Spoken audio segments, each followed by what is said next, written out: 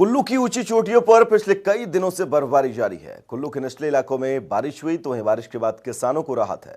बारिश के बाद खेतों में नमी लौट आई है। पिछले महीने कुल्लू में बारिश न होने से किसानों की गेहूं की फसल पीली पड़ गई थी। आपको बता दें कि बीते दिन बारिश के बाद किसानों को काफी फायदा भी हुआ है।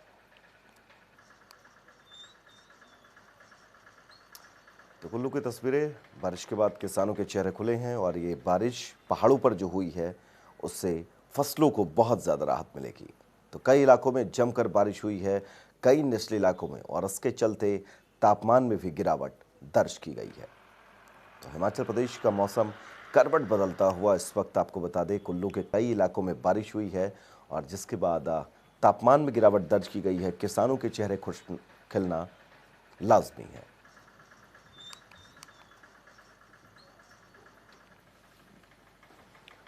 तो कुल्लू की तस्वीरें आपके टीवी स्क्रीन पर। बारिश के बाद किसानों के चेहरों पर खुशी नजर आई है। कुल्लू के बाद मौसम का मिजाज बदला है। कुल्लू समेत तमाम आसपास के इलाकों में मौसम बदला है, बारिश हुई है, लोग खुश हैं।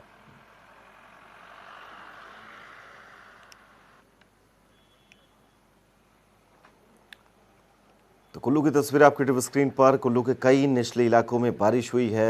बारिश के बाद किसानों, बागवानों के चेहरे खिले हैं।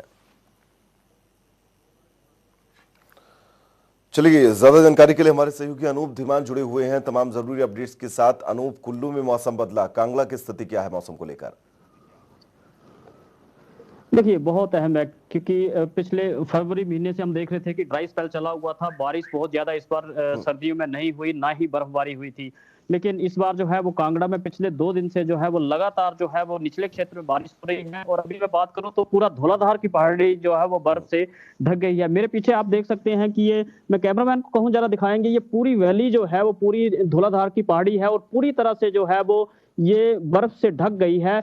और ये अभी अगर मैं बात करूं तो अभी आज से 5 दिन पहले जो है वो यहाँ पर बिल्कुल बर्फ नहीं दिख रही थी, पहाड़ी पूरी तरह से हो गई। दूसरी बात करूं मैं तो यहाँ पर जो जितनी नदियां हैं, जो लोकल नदियां यहाँ इस धौलाधार के पहाड़ी से निकलती है, वो सारी सूख गई थी। तो इस बार बहुत अहम होने वाला था क्योंकि गर्मियों में पानी की दिक्कत जो है वो, पानी की किल्लत जो है वो इस सारे इलाके में होने वाली थी। तो उससे कहीं ना कहीं जो आम आदमी है उसने राहत की सांस ली है। यहाँ तक कि जो जल शक्ति विभाग है उसकी चिंताएं बढ़ गई थी। वो कई तरह के सेमिनार इस पर कर रहे थे कि पानी को बचाना है, क्योंकि इस बार जो स्थितियां थी वो बड़ी भयावह थी, बड़ी भयानक परिस्थितियां जो है वो पैदा होने वाली थी। लेकिन अभी जो बर्फबारी हुई है उससे कहीं ना कहीं जो राहत की सांस ली है। दूसरी तरफ मैं बात करूंगा तो जो किसान बागवान है उनके लिए कहीं ना कहीं वरदान सिद्ध होगी ये, क्योंकि गेहूं की फसल है उसको पानी की जरूरत थी, वो पानी अब उनको फसलों को मिल गया है। और साथ ही साथ जो चिलिंग आवर्स थे, जो गुठली वाले फल होते हैं, उनको चिलिंग आवर्स मिलने जरूरी थे। तो जब पहाड़ी एरिया में बर्फबारी हुई है तो वो भी कहीं ना कहीं सार्थक सिद्ध जो होती हुई दिख रही है। जी अनूप, 2 सवाल मैं आपसे पूछना चाहूंगा। पहला सवाल ये कि इस बदलते मौसम के बाद स्थानीय लोगों के हालात, स्थितियां क्या होंगी और पर्यटकों की स्थितियां, हालात क्या होंगे? देखिए, हिमाचल प्रदेश की मैं अगर बात करूं तो कहीं ना कहीं जो बर्फबारी है वो कहीं ना कहीं पर्यटकों के लिए जो है वो आकर्षण का केंद्र होती है। और अगर मैं बात कर रहा था कि आज से 1 हफ्ता पहले की मैं बात करूं तो ये पूरी धौलाधार की पहाड़ी जो थी उसमें बर्फ जो है वो हल्की फुल्की बर्फ जो वो दिख रही थी। तो जब ये बर्फबारी यहाँ नहीं होगी तो यहाँ का पर्यटन सीजन जो है वो पूरी तरह से फेल होने की संभावना हो जाती है। और अगर ये बर्फबारी अगर यहाँ पर हुई है तो कहीं ना कहीं पर्यटकों को ये लुभाएगी और पूरा गर्मियों का सीजन जो है वो इस बर्फबारी के सहारे जो है वो पर्यटन सीजन जो है वो इस बर्फबारी के चलते जो है वो सफल रहने की उम्मीद है। दूसरी तरफ मैं अगर लोगों की बात करूं तो मैं अहम बात बता चुका हूं कि पानी की बात पूरी करेगा अनूप? पानी की दिक्कत जो है वो, हाँ, पानी की दिक्कत जो है वो लोगों को हो सकती थी, क्योंकि ये जो बर्फबारी पहाड़ी पे होती है, धौलाधार पहाड़ी पे बर्फबारी होती है, ये पूरा गर्मियों का सीजन जो है वो उसमें जो है वो ये पानी जो है लोगों को उपलब्ध होता है, क्योंकि यहीं से पानी की सप्लाई है जो वो लोगों को होती है। तीसरी तरफ बात करूं किसानों बागवानों का तो क्योंकि ऐसा था कि अभी सूखे की चपेट में जो गेहूं की फसल है वो पीली पड़ गई थी, क्योंकि लगातार जो है वो गर्मी पड़ रही थी और जो बारिश थी वो बारिश उतनी जितनी मिलनी चाहिए थी उतनी बारिश नहीं हुई थी। तो बड़ी सारी लैंड जो है वो कल्टीवेटेड लैंड ऐसी है जिसको जो है वो सिंचाई की जो है सुविधा नहीं है, वो बारिश के ऊपर निर्भर रहती है, वो सारी फसल तबाह होने के कगार पे थी। तो ये जो बारिश और बर्फबारी हुई है कहीं ना कहीं हर आदमी के लिए, हर वर्ग के लिए जो है वो बहुत ही वरदान जो है वो सिद्ध हुई है। जी राहत देने वाली ये बारिश और ये मौसम है। अनूप, एक चीज मैं आपसे समझना चाहूंगा, ये बर्फ और ये बारिश बाहें खोले बुला रही है हिमाचल की ओर जो पर्यटक आते हैं उनको, लेकिन कोविड का कहर लगातार बढ़ता जा रहा है। चुनौतियां जरूर हैं पर्यटकों के लिए भी, वहां के स्वास्थ्य विभाग के लिए भी। जी, सवाल दोहराएंगे सर?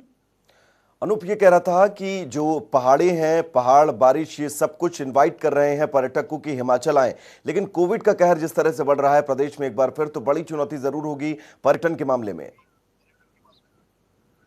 बिल्कुल बिल्कुल, ये पूरा 1 साल हो गया है कोविड के चलते। जो हिमाचल प्रदेश ने जो नुकसान झेला है वो शायद किसी और स्टेट ने नहीं झेला है, क्योंकि हिमाचल प्रदेश की मुख्य आमदनी जो है वो पर्यटन है।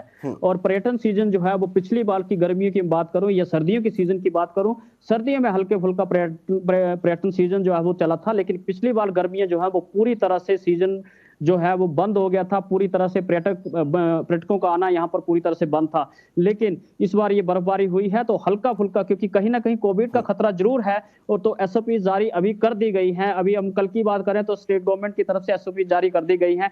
कहीं ना कहीं लोगों को कुछ राहत जो है वो जरूर मिलने वाली है, क्योंकि बहुत ज्यादा पर्यटक तो नहीं आ पाएंगे, लेकिन कुछ हद तक पर्यटक जो है वो हिमाचल प्रदेश अभी पहुंच भी रहे हैं। और आगे भी संभावना ये है कि इस तरह की हल्की फुल्की जो है इसमें बंदिशें लगा करके जो है वो पर्यटन सीजन को चलाने की कोशिश जो है प्रदेश सरकार करेगी, क्योंकि हिमाचल प्रदेश की मुख्य आमदनी जो है वो पर्यटन सीजन से ही होती है। जी अनूप, वाकई बड़े चैलेंजेस हैं, क्योंकि जिस तरह से पिछला सीजन निकला, पूरा सीजन खाली गया, लोग घरों में कैद थे, तो अब बड़ी चुनौती है कि जान और जहान दोनों को हमें सुरक्षित रखना है। अनूप, अगर बात कांगड़ा के निचले इलाकों की करें, वहां के मौसम की करें, तो कांगड़ा के निचले इलाकों का मौसम कैसा है, आगे कैसे रहने की उम्मीदें हैं?